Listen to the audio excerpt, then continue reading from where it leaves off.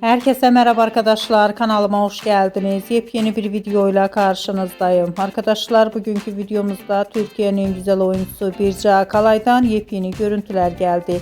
Birce Akalay'ın muhteşem görüntülerini sizler için YouTube kanalımda video halinde sunuyorum.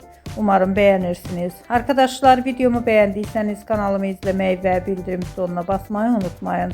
Şimdilik benden bu kadar olsun. Yeni videomuzda görüşmek üzere. Hoşça kalın.